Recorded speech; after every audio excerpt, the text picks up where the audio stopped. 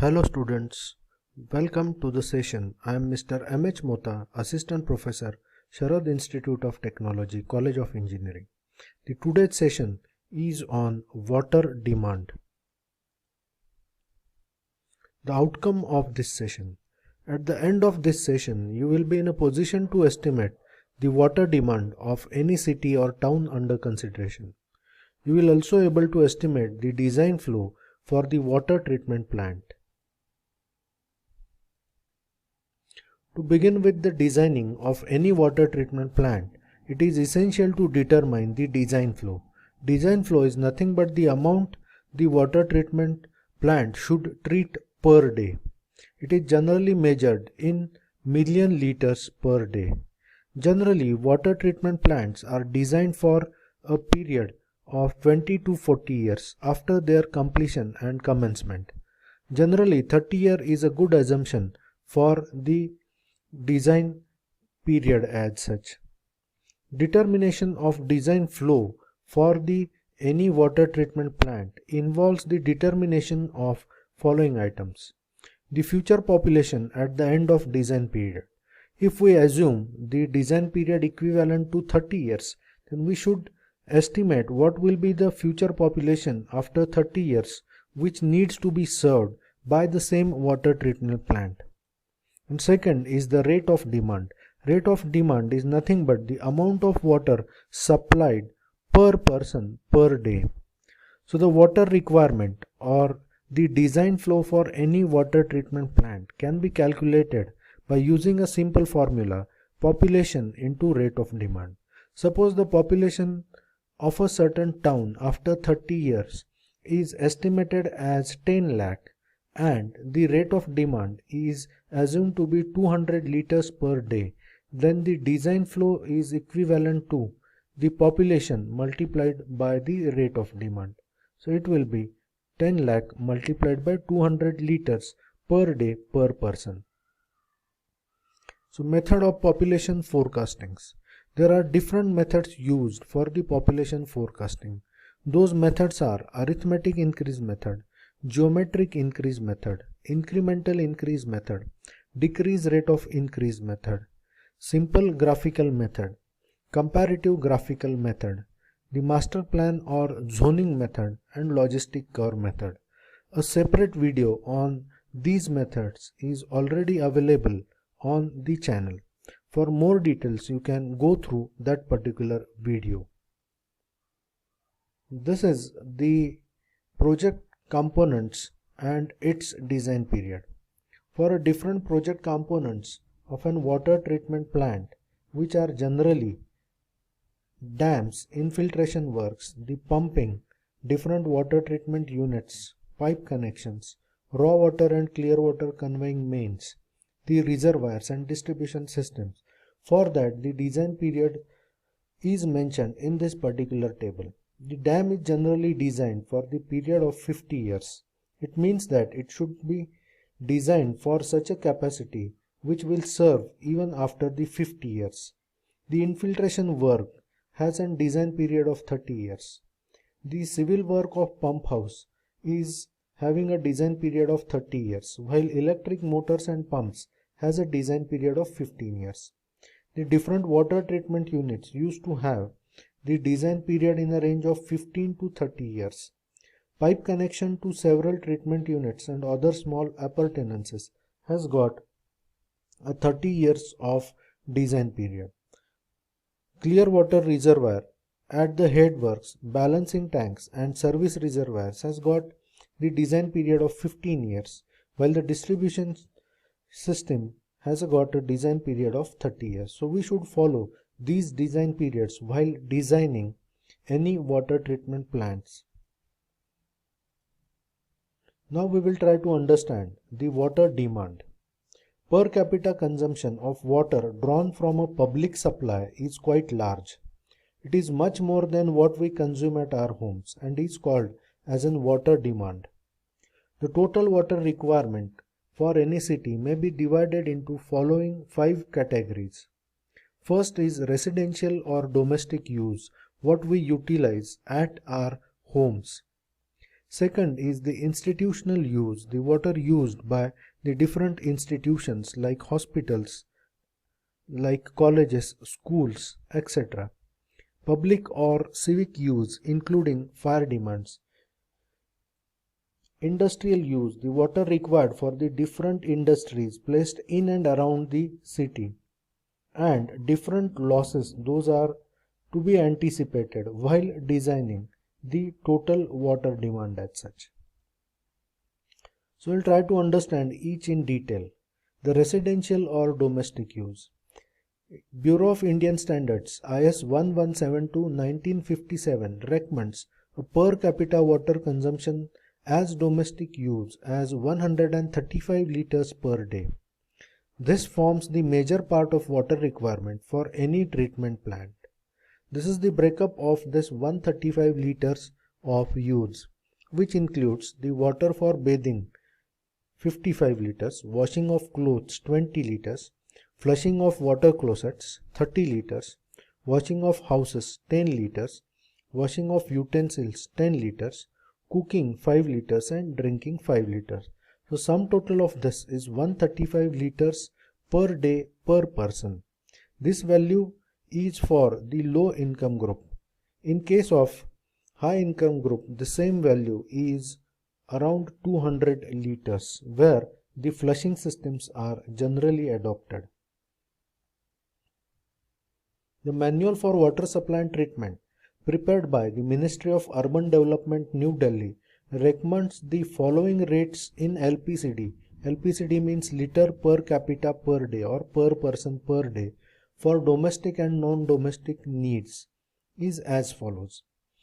This particular water need has been decided on the population of a certain community. For communities with population up to 20,000 and water supply through stand post, the amount of water to be supplied is around 40 liters. Means for a community having a total population say 10,000, it will be 10,000 multiplied by 40, so it will be 4 lakh liters per day. Water supply, if has been done by using a service connection to every individual consumer, the same value has to be increased up to 70 to 100. For communities with population from 20,000 to 1 lakh, the amount of water to be supplied is in a range of 100 to 150. And for communities with population above 1 lakh, the same value is increased up to 200 liters per day per capita. This is the total water demand that has to be assumed for the designing of water treatment plants as such. Industrial use. Institutional use. Institutional use are nothing but the waters required by different institutes like hospitals, hotels, hostels, boarding schools or colleges, restaurant, airports, different railway and bus stations, offices, factories and cinema theaters. So for this, the guidelines have been given. For the hospital having a beds up to 100, the total water requirement is around 340 liters per bed. While in case of hospitals having a capacity of beds more than 100, the same value is increased up to 450 liters per bed per day. For the hotels, the provision needs to be made in a range of 100 liters per bed residential facility created. For the hostels, it is 135 liters per bed or per student it accommodates. For boarding schools and colleges, it is 135 liters per head. In case of restaurants, the provision to be made in a range of 70 liters per seat. In case of airports or seaports, it is 70 liters per visitor. For railway stations or bus stations, where the stoppage of mails and express trains is expected, and where there are junctions or intermediate stations, the provision needs to be made in a range of 70 liters per passenger visited. The terminal station should have a facility of 45 liters per passenger.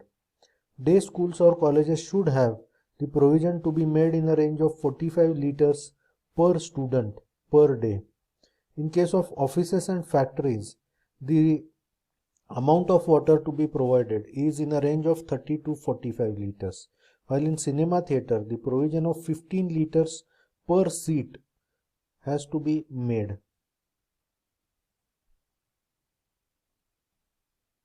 Public or civic use. Water required for public use may be for the reason of road washing, sanitation, public park and firefighting. The provisions to be made are as follows. The road washing 5 LPCD. Suppose if the total population of a city is 10,000, then the provision of 50,000 liters per day has to be made for road washing. Sanitation 3 to 5 liters. This water is utilized for various purposes of sanitation like flushing or cleaning of the public toilets, etc. This should be in a range of 3 to 5 LPCD. Public parks. The provision needs to be done in a range of 2 to 3 liters per day per meter square area of a public park. Fire demand.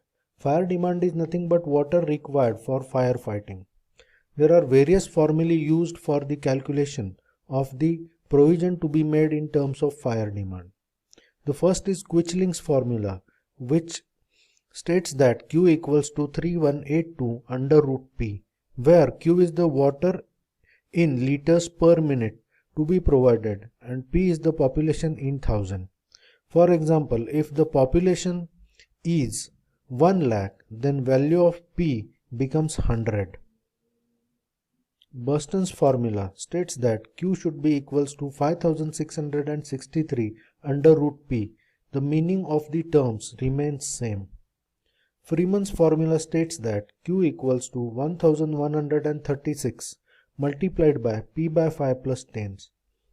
Still, the meaning of the terms remains same, where Q represents the water in liters per minute to be provided for a duration of fire and P is the population in thousand. National Board of Fire Underwriters formula states that Q equals to 4637 under root P multiplied by 1 minus 0.01 multiplied by under root P. For Indian condition, a provision of 1 liter per head per day is sufficient. In case of fire hydrants, provision should be made to discharge up to 1100 LPCD per fire hydrant provided. Industrial use. The presence of industries in or near the city has a great impact on the water demand. The industry need a very huge amount of water to fulfill the production needs. This table provides us the certain idea about the need of water requirement. The water requirement here is expressed in terms of kiloliters or 1000 liters per unit of goods produced. So automobile industry needs 40 kiloliters of water per vehicle produced. Fertilizer producing industry needs 80 to 200 kiloliters per ton of fertilizer produced. The leather industry needs 4 kiloliters of water per 100 kg leather processed. Paper industry needs 200 to 400 kiloliters of water per 100 kg of paper produced. The straw board industry needs 70 to 100 kiloliters of water per 100 kg of straw board produced. In case of petroleum refinery, the need is in a range of 1.5 to 2 kiloliters per 100 kg of crude oil processed. In case of steel industry, the requirement is in a range of 200 to 250 kiloliters per 100 kg of steel produced. In case of sugar producing industry, the requirement is 1 to 2 kiloliters per 100 kg of cane crushed. While in case of textile industry, the requirement varies in between 8 to 14 kiloliters per 100 kg of textile produced. Water system losses. Losses from a water distribution system consists of leakage and overflow from reservoirs, leakage from the water conveying mains and service pipes, the unmetered household supply which is not accounted for, wastage from public taps. In India, these losses are in a range of 20 to 50%. In case of well-metered system and well-monitored system, it is as less as 20%, while in other cases the value might be as high as 50%. It means that around 50% water has been lost in these different regions, and because of which the total amount of water that needs to be processed for the distribution is very high. Design flow calculation. Design flow is nothing but sum of water required for these various purposes. Say residential and domestic use, which is in a range of 135 to 200 liters. For a certain case, we will assume that to be 150 liters per day per person. Then the institutional use, which is in a range of 20 liters. Public and civic use, including fire demand, which is in a range of 15 liters per day per person. Industrial use depends on the different industries. For a certain case, say we will assume it in a range of 15 liters per day per person, while water system losses are in a range of 20 to 50%. So considering all these things, we will assume that total water required is in a range of 300 LPCD. So if we assume that future population for a certain city is 5 lakh and the design flow for such case where the total water required is in a range of 300 LPCD and total future population being 5 lakh, the design flow is in a range of 150 million liters per day. Factors affecting the rate of demand. First is size and type of community. Larger size and type of community needs higher amount of water. The standard of livings. Higher standard of livings always needs or utilize a very high amount of water as compared to a lower standard of living. Climatic condition. The hotter climatic region always demands higher water consumption, while in case of colder region or in colder climatic condition, the water demand is comparatively low. Quality of water. If the better quality of water has been supplied, the demand is but obviously increased. Well, in case of inferior quality of water supplied by a water treatment plant, the amount of water consumed will be much lesser. The pressure in supply. Higher pressure always results in higher consumption of water. On other hand, the lower pressure in supply means always results in comparatively lower consumption of water. The system of supply. The continuous system of supply is generally resulting in a higher consumption, while in case of intermittent supply, where the water is supplied for a particular duration of the day, say in few hours in the morning or in evening and so on, the total water consumption is obviously getting reduced.